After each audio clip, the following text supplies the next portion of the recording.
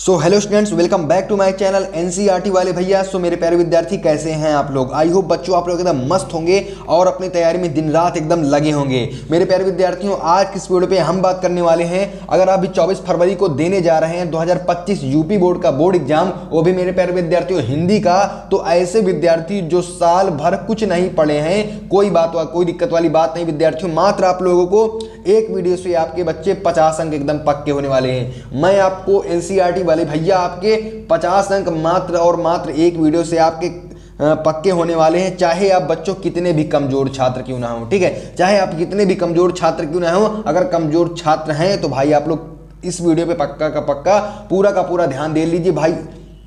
अगर आप लोगों ने पूरा का पूरा इसमें ध्यान दे दिया तो आपके विद्यार्थियों 50 अंक एकदम पक्के हो जाएंगे, एकदम 50 अंक पक्के हो जाएंगे। यानी विद्यार्थियों मैं पूरा व्याकरण का एक वीडियो में कराने वाला हूं, पूरा जितना भी हिंदी व्याकरण है जो कि आपकी बोर्ड परीक्षा 2025 में इस बार आने वाला है, उसको मैं मात्र एक ही वीडियो में आपको कराने वाला हूं। मेरे प्यारे विद्यार्थियों, आपको एक बात हमेशा याद रखना है कि अंत भला तो सब भला। यानी विद्यार्थियों, अगर अंत में आप लोगों ने बहुत अच्छा परफॉर्मेंस कर दिया तो भैया आपका रिजल्ट नंबर 1 बनेगा। अब कोई दिक्कत वाली बात नहीं, साल भर आपने कुछ नहीं पढ़ा, कोई बात नहीं भाई, कोई बात नहीं, लेकिन अब तो पढ़ना स्टार्ट कर दो।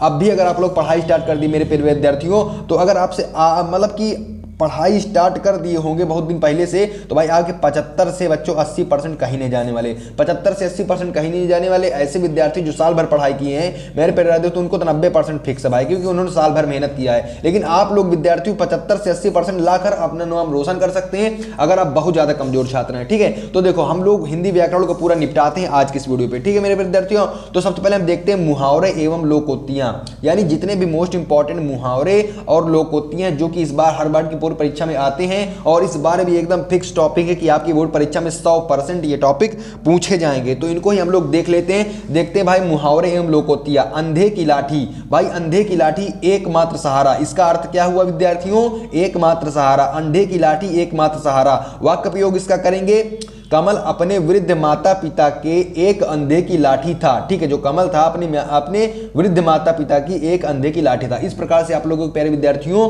वाक्य प्रयोग कर देना। आप दूसरा भी वाक्य प्रयोग अपने हिसाब से कर सकते हैं, लेकिन आप लोग इस वीडियो को जरूर से जरूर देख के जाइएगा। ठीक है, अपना उल्लू सीधा करना। अपना उल्लू सीधा करना का मतलब होता है स्वार्थ सिद्ध करना। ठीक है, ये स्टूडेंट्स इस बार की बोर्ड परीक्षा में आने वाले हैं, वायरल प्रश्न है और यूपी बोर्ड ने खुद इन प्रश्नों को कहा है कि इन प्रश्नों को हम भाई देंगे। ठीक है, तो वाक्य प्रयोग की बात करें तो आजकल नेता लोग वोट के लिए खुशामद करके अपना उल्लू सीधा करते हैं। ठीक है, ठीक है, देखो भाई अगला मुहावरा जो हमारा है, जल्दी जल्दी करते हैं, आपका टाइम बिल्कुल भी वेस्ट नहीं होगा भाई।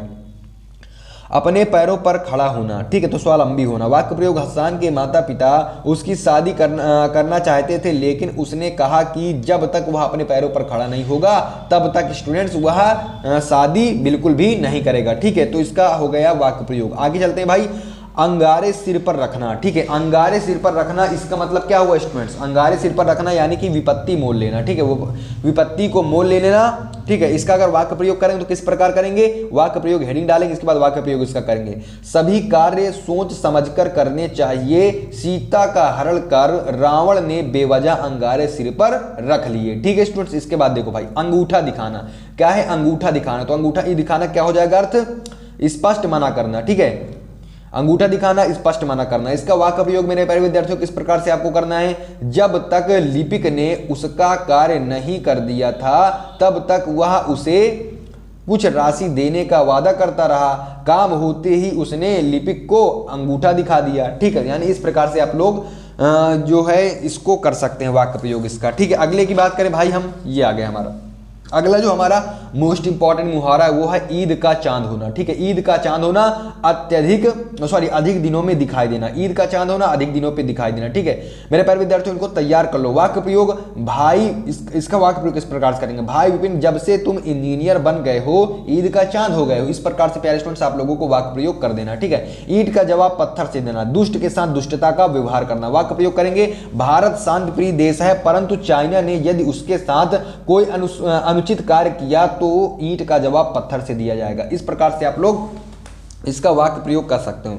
यानी ईंट का जवाब पत्थर के देने का मतलब दुष्ट के साथ दुष्टता का व्यवहार करना। इसका वाक्य प्रयोग करेंगे, भारत शांतिप्रिय देश है भाई, बिल्कुल शांतिप्रिय देश है, परंतु चाइना ने यदि उसके साथ अनुचित यानी उचित नहीं स्टूडेंट्स, अनुचित कार्य किया तो ईंट का जवाब पत्थर से दिया जाएगा। ठीक है, इसके बाद अगला देख लेते हैं, गागर में सागर भरना। भाई गागर में सागर भरना, इसका मतलब हुआ संक्षेप में बहुत कुछ कह देना। गागर में सागर भरना का अर्थ हुआ संक्षेप में बहुत कुछ कह देना। इसका वाक्य प्रयोग करेंगे, महाकवि बिहारी ने अपनी सतसई के दोहे में गागर में सागर भर दिया। ठीक, यानी थोड़े में बच्चों बहुत कुछ उन्होंने कर दिया, थोड़े से रचना में उन्होंने बहुत कुछ कर दिया। इसके बाद आगे मेरे प्यारे स्टूडेंट्स देखते हैं, ये हमारा आ गया जो हमारे व्याकरण में अगला जो आता है प्रश्न, प्रश्न नंबर 11 का पूछा जाता है। क्या पूछा जाता है? शब्दों में सूक्ष्म अंतर, शब्द युग्म। ठीक है, शब्दों में सूक्ष्म अंतर भाई आपसे पूछा जाएगा, इस बार भी पूछा जाएगा, हर बार बोर्ड परीक्षा में आता है। तो जितने भी इंपॉर्टेंट है उनको हम देख रहे हैं। ठीक है, निम्नलिखित शब्द युग्मों में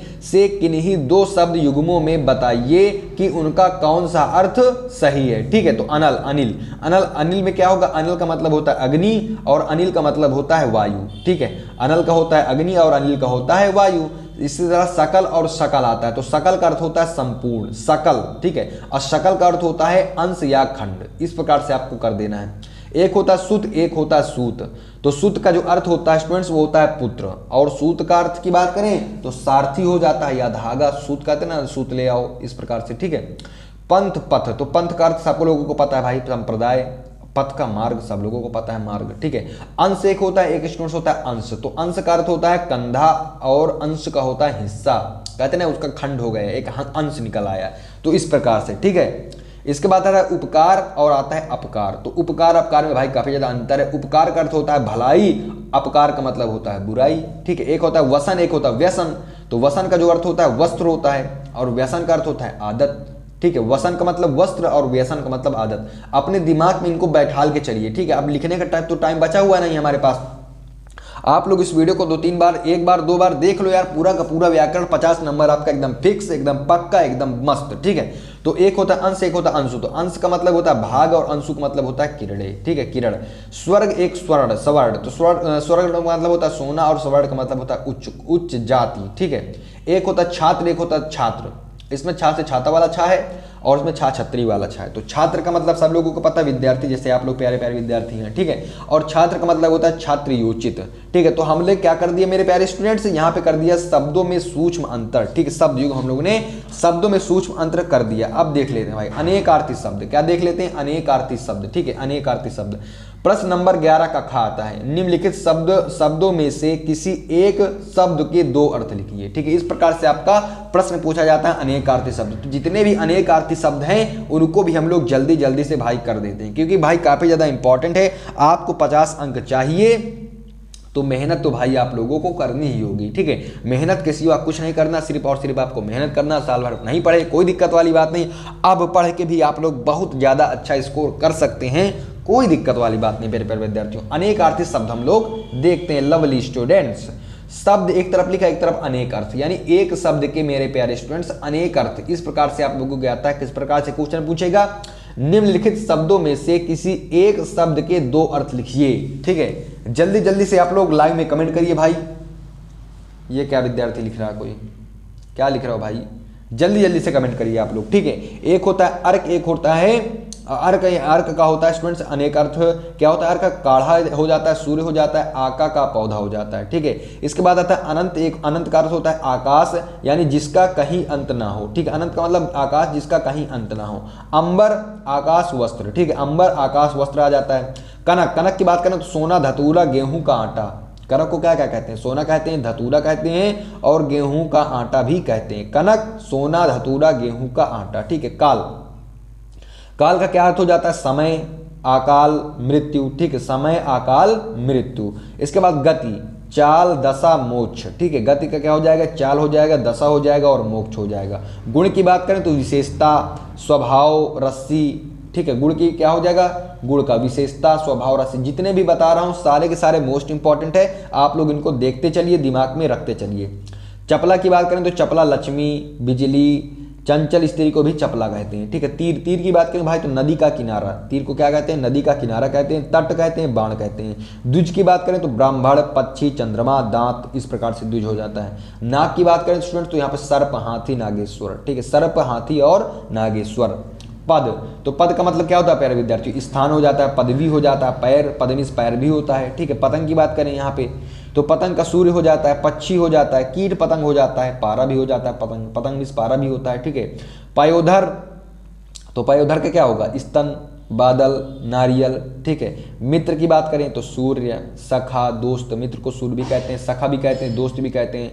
वर की बात करें भाई यहाँ पे वर, तो वर के क्या हो जाएगा, दुल्हा, श्रेष्ठ, सुंदर, तो यहाँ पे क्या जाता है, ये हमारे अनेकार्थी शब्द जितने भी इंपॉर्टेंट है आपकी बोर्ड परीक्षा में इस बार आने वाले उनको ही हम लोगों ने अनेकार्थी शब्दों को भी अच्छे तरीके से निपटा लिया है, ठीक है। इसके बाद आता है हमारे प्यारे स्टूडेंट्स है, यहाँ पे आता है अनेक शब्दों वाक्यांशों के लिए एक शब्द आता है, क्या आता है, अनेक शब्दों वाक्यांशों के लिए एक शब्द आ जाता है। तो प्रश्न नंबर 11 का गाप से पूछा जाएगा, निम्नलिखित में से किन्हीं दो वाक्यांशों शब्द समूह के लिए एक एक शब्द लिखिए, ठीक है। इस प्रकार से आपका प्रश्न पूछा जाएगा। तो देखो वाक्यांश शब्द समूह एक तरफ एक शब्द लिखा हुआ है, तो वाक्यांश शब्द समूह मतलब जिसका कहीं भी अंत ना हो, अनंत, ठीक है। जो कभी बूढ़ा ना हो, अजर, जिसे कोई जीत ही ना सके तो अजय हो जाएगा, जो व्यक्ति जन्म ना ले अजन्मा हो जाएगा, ठीक है। जिसका ज्ञान अत्यंत कम हो या थोड़ा जानने वाला तो उसको अल्पज्ञ कहते हैं मेरे प्यारे स्टूडेंट्स। बहुत कम बोलने वाला अल्पभाषी हो जाता है, जिसका वर्णन ना हो सके तो अवर्णनीय हो जाता है, जिसकी उपमा ना दी जा सके अनुपम या अनुपमेय हो जाता है। जल्दी जल्दी करो, टाइम बहुत कम बचा हुआ है, ठीक है। जो कहा ना जा सके तो अकथनीय, ईश्वर में विश्वास रखने वाला आस्तिक हो जाता है। बस इस प्रकार से आप लोगों को लिख देना है। थोड़े से और स्टूडेंट्स हैं, मुहावरे हम लोग होते हैं, उनको भी हम लोग देख लेते हैं। चलो ठीक है, उनको हम अगले वीडियो पे देखेंगे, ठीक है। यानी कि इतने ही हम लोग जितने इंपॉर्टेंट थे मैंने उनको बता दिया, ज़्यादा करने की कोई जरूरत भी आप लोगों को नहीं है, ठीक है। तो मिलते हैं किसी एक और मोस्ट इंपॉर्टेंट वीडियो के साथ, तब तक के लिए मेरे प्यारे विद्यार्थियों बाय बाय।